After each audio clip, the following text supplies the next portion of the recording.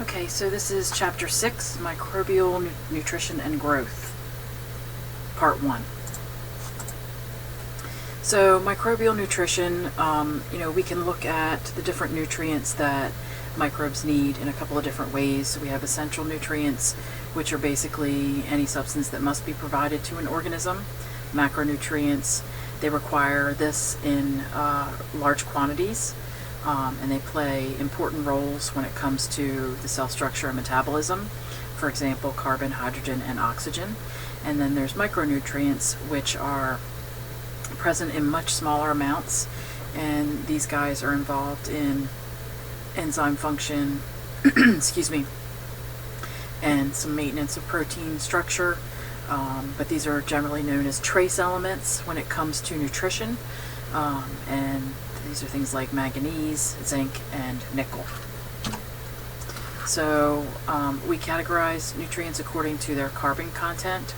I'm not going to get too much into this. You can read over this. It can give you a little bit of background on what we're moving forward on. So chemical analysis of the microbial cytoplasm. So of course a lot of it is made up of water. The majority of it is water.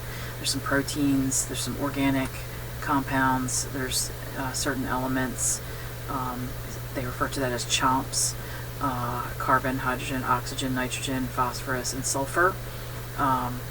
And most chemical elements available in the cell are available to the cell as compounds and not as pure elements. So this is chemical composition of E. coli. You can look over this. This is just an example giving you kind of what is the general idea of what these microbes are made up of. Alright, so as far as what microbes eat, we have heterotrophs, autotrophs, phototrophs, and chemotrophs. And I'm sure that these are new terms and they might be a little confusing, but if we kind of break these words down, it can maybe help out a little bit, at least a couple of them. So heterotroph is an organism that must obtain its carbon in an organic form. Autotroph uses CO2 as its carbon source, and it is not nutritionally dependent on other living things. And then the phototroph is a microbe that photosynthesizes, so it gets its carbon from photosynthesizing. And then chemotroph gets its energy from chemical compounds. Okay, this is just a chart that kind of breaks this down, and you'll see the worksheet that accompanies Chapter 6 breaks this down a little bit so it's not quite so overwhelming. So I suggest that while you're filling out that worksheet that you look at this chart in order to kind of fill that out so you know what's going on. Alright, so this kind of spells out what's going on in that chart. So photoautotrophs are photosynthetic. I'm not going to read all this off to you because it's pretty straightforward. We're filling out the worksheet and what you're actually going to be responsible to know. So I'm going to kind of skip over these a little bit. And again, this is where they get their energy source, right? The chemoautotrophs uses organic compounds for energy, and then inorganic compounds as a carbon source, and so on. So you can read over this. And then, okay, so saprobes, I'm going to jump right to saprobes. These are free-living organisms, and they feed on organic detritus, basically dead stuff. These are what are known as the decomposers of plant litter, animal matter, and dead microbes. So basically what they do is come along and recycle stuff that used to be living. Parasites, these derive nutrients from the cells or tissues of a living host. So we have some parasites that are pathogens, and they cause damage to the tissues or even cause death. They range from viruses to helminths. So we have ectoparasites, they live on the body. And endo means within, endoparasites live in the organs and tissues. So on the body, like lice, and endoparasites, like a tapeworm. Intracellular parasites live within the cells. Intracellular, that kind of makes sense. And then obligate parasites, these guys are unable to grow outside of a living host. So something like leprosy or syphilis require a living host in order to live. So here's some essential nutrients. Again, I'll let you read over this. I'm not going to read all this for you. Other important nutrients include potassium, sodium, calcium, magnesium, iron, and zinc. So you can see what these other nutrients are used for.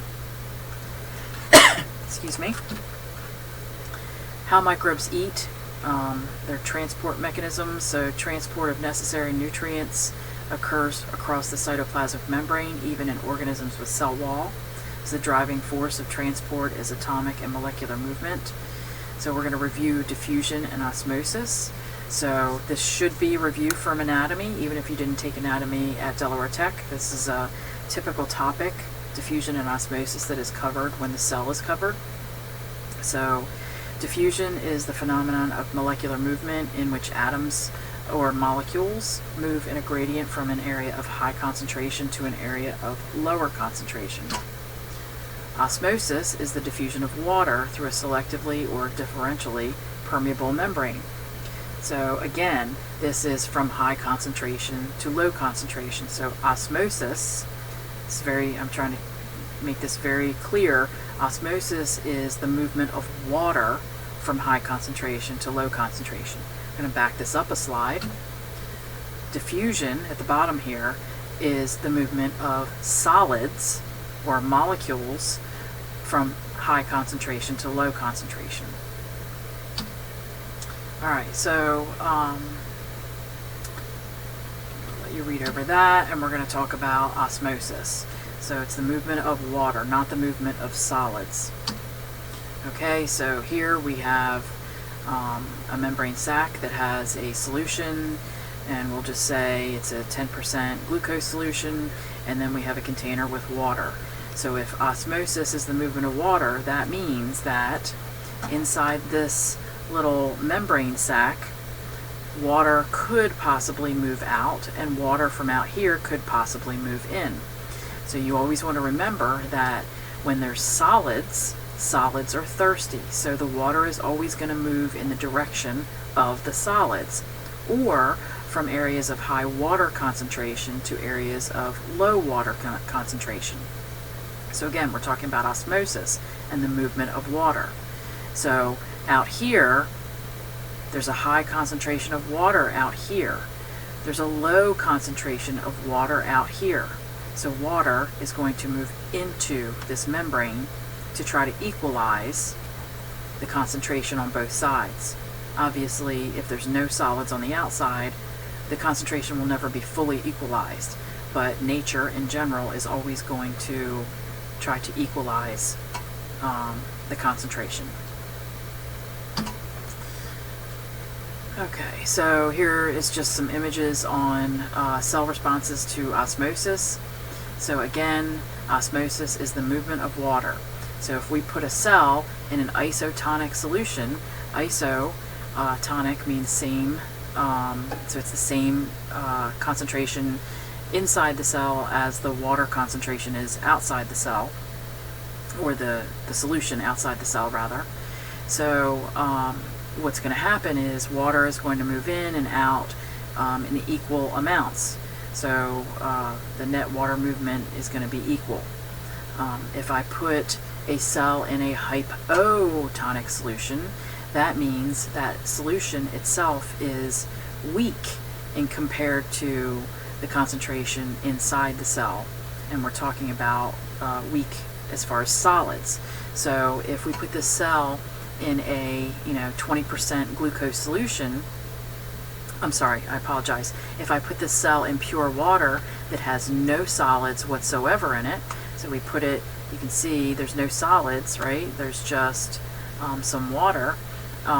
Then that water is going to move into the cell, and the cell is going to swell. So because water is going to always move towards the solids. So solids are thirsty. There's more solids in the cell than outside the cell. So therefore water will move into the cell. If I put a cell in a hypertonic solution, then what that means is I could put that cell in a 20% glucose solution, which is way more concentrated than what's in the cell. Therefore, the water from in the cell is going to move out towards the solids outside the cell. So water will diffuse out of the cell, and the cell will shrink, and the cytoplasm will basically pull away from the cell wall, and this is called plasmolysis. But if we think about red cells, it's kind of the same idea if it was in a person, if you remember from how it was talked about within anatomy. So you should know what happens to each of these cells in each of these types of solutions. So be sure that you review this for the exam. Okay, so we're going to cut this. So this is part 1 of chapter 6, and I will pick up on part 2 in the next recording.